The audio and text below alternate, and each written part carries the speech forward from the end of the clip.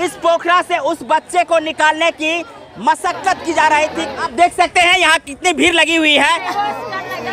परिवार के सभी सदस्यों का रो रो कर बुरा हाल है। रोने की स्थिति में कहीं विक्षुब्ध हो रहे हैं। परिवार आज बिलख रहे हैं इसलिए कि उसके परिवार से दो घटनाएं हो चुकी है। कवायद लगातार लोगों द्वारा की जा रही थी कि बच्चे की लाश को कैसे पोखरा से बाहर निकाली जाएगी। आप देख सकते हैं कि किस प्रकार से एसडीआरएफ की टीम बच्चे के लाश को निकालने के लिए भारी मशक्कत कर रहे हैं। तो वहीं आप देख सकते हैं इस प्रकार के घटना को लेकर चारों तरफ के लोग इस पोखरा के चारों कोना पे जमा हो चुके हैं। तो वहीं आपको बता दें कि जैसे ही एसडीआरएफ की टीम आई है तब से लोगों की कौतूहल और ज्यादा बढ़ गई है कि आखिर के लाश को पोखरा से कैसे निकालेंगे। वहीं आपको बता दें कि आप देख सकते हैं कि एसडीआरएफ की टीम किस प्रकार से उस बच्चे के लाश को निकालने के लिए बोट को चारों तरफ घुमा रहे हैं। डेड बॉडी को बाहर निकाल करके अंतिम परीक्षण के लिए ले जाने का व्यवस्था किया जा रहा है। तो आप देख सकते हैं किस प्रकार से यहाँ क्राउड आपको दिख रही है। कुछ लोगों से भी बात कराएंगे और आपको बता दें कि लगातार यहाँ प्रयास की जा रही थी, मैनुअली यहाँ प्रयास किया जा रहा था। लोगों ने इस पोखरा के अंदर जाने का साहस तो नहीं जुटा पा रहे थे, चूंकि आप देख सकते हैं यहाँ कितनी भीड़ लगी हुई है। तो वहीं हम कुछ लोगों से बात कर लेते हैं कि ये घटना कैसे घटी है। क्या नाम है सर आपका? बउआ जी यादव। आपका घर? तिलई। तिलई। घटना आपके क्षेत्र में हुआ, आपके गाँव के बगल में हुआ है? मेरे गाँव के बगल में हुआ है। हाँ, तो ये घटना कैसे घटी है? सुबह 5 बजे मछली मारने के लिए आए थे और मछली में जहर पॉइजन दिया गया था। बच्चा सब आया था मछली मारने के लिए, बच्चा उसमें डूब के मर गया। इसमें पानी कितना होगा? लगभग पानी होगा 15 फीट के गहराई। 15 फीट की गहराई में और एक बच्चा जाए मछली मारने के लिए तो डूबने का आशंका कितनी बनती है? मछली मारने को पूरी शंका बनती है जी, डूबने का। और क्या कारण हो सकता है? कुछ कारण कारण यही है, न पॉइजन पड़ता न बच्चा आता। ये प्रश्न यहाँ है, पॉइजन देने वाले पर कार्रवाई किया जाए। और किसने दिया मुझे पता नहीं। पोखरा सरकारी है निजी है तो सरकारी, मगर किसी न किसी को जोत रखा है ना, कोई जोतता होगा ना। तो पॉइजन तो ऐसा व्यक्ति का नाम देखिए ना सर, पॉइजन दिया हुआ है कि नहीं, मछली सब मरा हुआ है कि नहीं।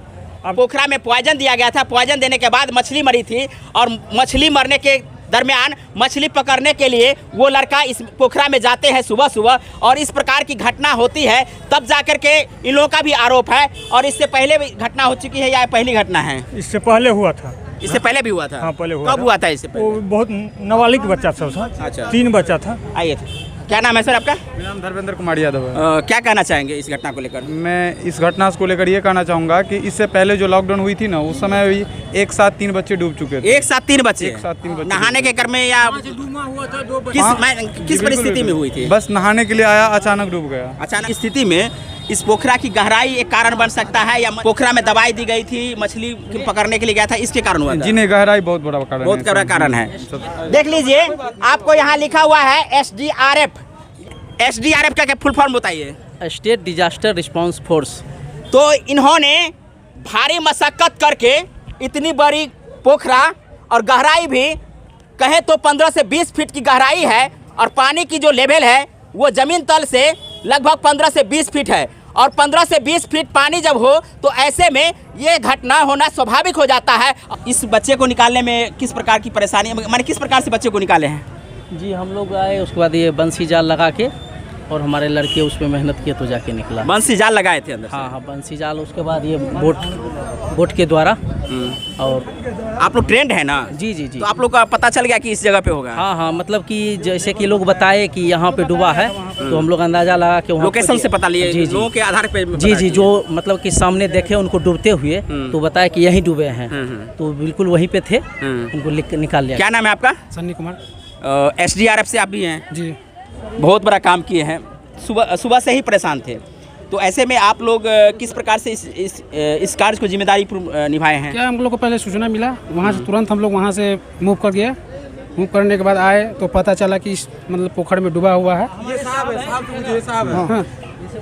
एसडीआरएफ के पदाधिकारी हैं, सर से जानकारी लेंगे कि सर आपको किस प्रकार से खबर मिली है और इस कार्य को किस रूप में लिए हैं। और मैं अभी फिलहाल भीट भगवानपुर मधेपुर के अंदर रहता हूँ। हमको अंचल अधिकारी मधेपुर द्वारा सूचना मिला हाँ, अंधराटाई अंचल में पोखर के अंदर बच्चे डूब गया है। हमने फ़ौरन कार्रवाई किया और जैसे तैसे हम यहाँ पर पहुँच करके लोगों से जानकारी लिया। लोगों ने बताया कि इस जगह ये डूबा है। हमने अपने तरतीब से सिखलाए हुए तरीके से डेड बॉडी को खोज निकाला। कितने देर पहले आपको खबर मिली है? हमको इसका खबर तो मिला था 9 बजे। 9 बजे, लेकिन हमारे पास गाड़ी नहीं था।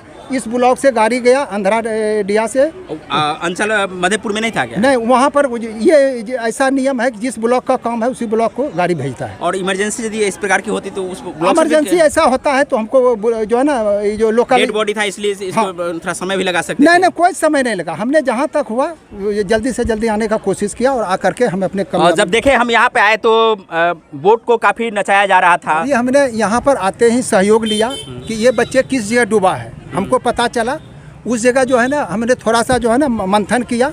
मंथन करते ही जो है ना वो डेड बॉडी हमको प्राप्त हुआ। नहीं तो हमारे पास और विकल्प है, झग्गर है।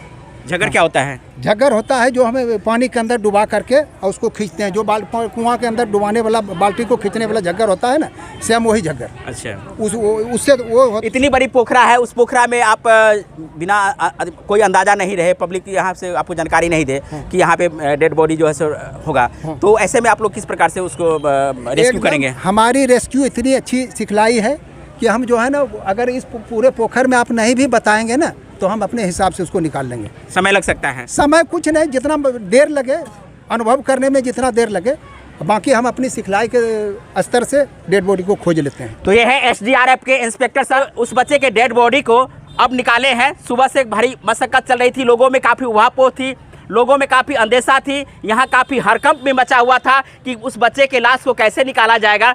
हम यही कहना चाहेंगे कि आप अपने बच्चे को सुरक्षित रखिए, अपने बच्चे के ऊपर देखभाल कीजिए। ऐसा कोई जिसको तैरना नहीं आता है वो पोखर और नदी के किनारे नहीं आए। यही हमारा अपील है ग्रामीण से। और अगर हम बच्चे के ऊपर ध्यान रखेंगे तो ऐसा कोई अप्रिय घटना का हमको जो है सुनने को नहीं मिलेगा। जो घटना घटी है, इस घटना का मुख्य कारण क्या हो सकता है? ये मछली मारने की घटना है ये जी। और तालाब बहुत गहरा है, बहुत सवेरे का समय था, लोग निकले भी नहीं थे घर से, और वो अब तैरने आता था कि नहीं सो नहीं पता, लेकिन वो मछली मारने के लिए चला गया लड़का और उसी में डूब गया है। यहाँ पे किस प्रकार से दो घटनाएं हो चुकी है। एक बच्चा तो डूब गया, पहले उसको बचाने के लिए गया था, वो भी डूब गया है। तो ये मरमाहत वाली घटना और यहाँ के लोगों के लिए किस प्रकार से प्रिकॉशन के रूप में रहना चाहिए कि इस प्रकार की हताहत ना हो? इसको अमृत सरोवर के रूप में डेवलप करना चाहिए। हाँ। और इसमें सुरक्षा की भी व्यवस्था होनी चाहिए। बहुत गहरा तालाब है, सरकारी तालाब है और गाहे बगा है। पिछले साल भी ऐसी घटना हो गई थी। हाँ। लेकिन लोग फिर भी सचेत नहीं हो रहे हैं। लोगों की भी गलती है और प्रशासनिक उदासीनता के चलते बार बार ऐसी घटनाएं हो रही हैं। सर, अपना परिचय दे दीजिए। मैं मुखिया मैलाम पंचायत रमन सिंह। तो मैलाम पंचायत के मुखिया जी हैं रमन सिंह, और लगातार सुबह से यहाँ डटे हुए हैं। जैसे ही खबर मिली होगी सर, आप यहाँ पहुँचे हैं? पहुँचे हैं, एकदम सवेरे पहुँचे हैं जी। हाँ, तो यहाँ लगातार रह करके एसडीआरएफ की टीम द्वारा यहाँ लगातार प्रयास किया गया। क्या कहना चाहेंगे एसडीआरएफ की जो टीम है इस पर काम किया है? बहुत बहुत धन्यवाद के पात्र हैं।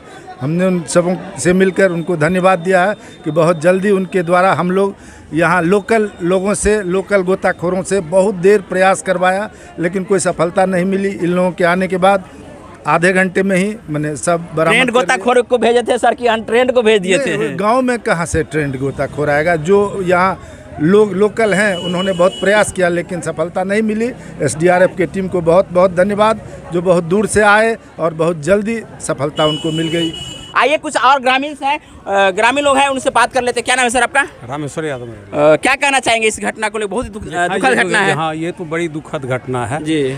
और बच्चे लोगों को जो है हम लोग को चेताना चाहिए, चेताएंगे, रोकते हैं, इस तरह का घटना बहुत दुखद है जी। और यहाँ जो घटना घटी है, जिस प्रकार की हृदय विदारक घटना घटी है, इस घटना को लेकर के आप लोग भी बताइए कि बच्चे को क्या ऐसे पोखरा में खुला पोखरा हो, उस पोखरा में हम अपने बच्चे को जाने दें? ये हमारी गलती नहीं है। इन तमाम बातों पर हमें भी ध्यान रखने की ज़रूरत है। और उस जगह पर इस प्रकार की घटना हो सकती है तो वैसे जगह पर अकेला न भेजे। ये हमारे तरफ से, मिथिला दस्तक के तरफ से नसीहत है। आप लोग भी ध्यान रखिए ताकि ऐसी घटना न हो, ऐसी भीड़ न बने आपके परिवार के लिए। तो ऐसे में आपको जिम्मेदारी बनती है कि निश्चित रूप से आप अपने परिवार के लिए सचेत रहिए, एक सजग नागरिक बनिए और ऐसी घटना न घटे।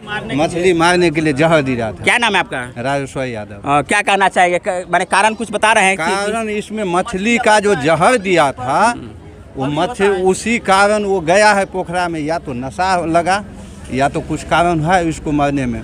ये तो बहुत हिलता था, नदी में भी तैरता था बहुत तगड़ा। पॉइजन इसमें बार बार दे देता है, जबकि यहाँ मवेशी है। कोई जरूरत नहीं है सर, जो पॉइजन से ही मछली मारा जाता है। जाल से मारना तो चाहिए, जाल से ही।